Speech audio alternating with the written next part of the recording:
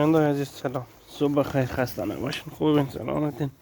بیننده عزیز هر کی میخواد سنگ سقف بزنه نگاه کن، اسکوبا باید تا آخر بار چسب سنگ بزنید.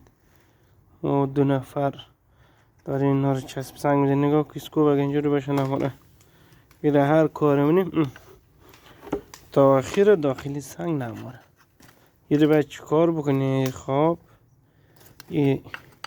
که اینا باید بره که آهن قوطیه باید صف جوشکاریشون اینه باید جوش بده. خب حالا نگاه کن، خوب سعی کن.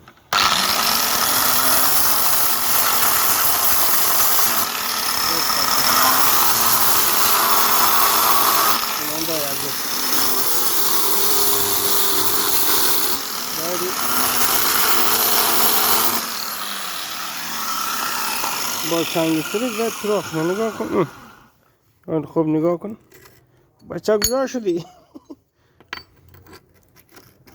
یه خب بازم نرفت.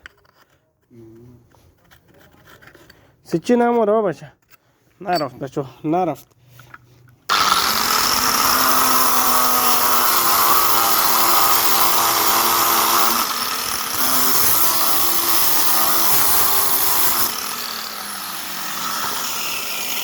بیننده عزیز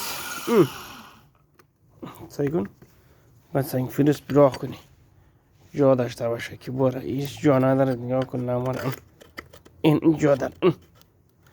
باید تا آخر باره. خواب اگر نره موقع بخواید بذاری بالا جوشکاری بکنی اینا خطر شکستن داره، ممکن داره بشکنه.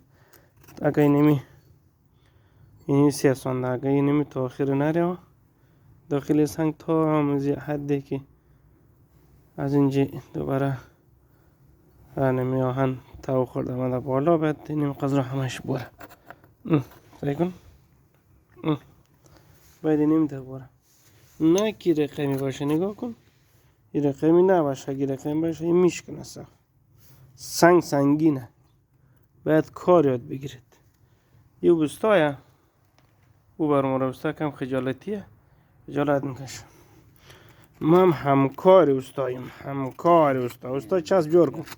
استا چسب جور کرده میره چسب کویی کنی. خواه باید این کارو بکن حتما. یاچ نره سنگ صفحه جوش میدادید باید یا آهنای قوطی شما اینا باید تا کجا رو بره؟ تا آهن سر کجیره داخل سنگ باره که بالا جوشکاری کردی خطر افتادن، خطر شکسته شدن اینا نداشته باشه.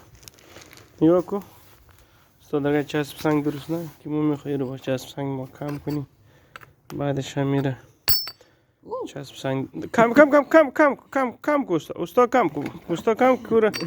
دقیق زدی استام، دقیق زد را استاد جان، دور دقیق زدی خاطر سری برگ خشک میشه. استاد جان این کاری امروز استاد نه اون بالا ده این میخوای صاف بزنی.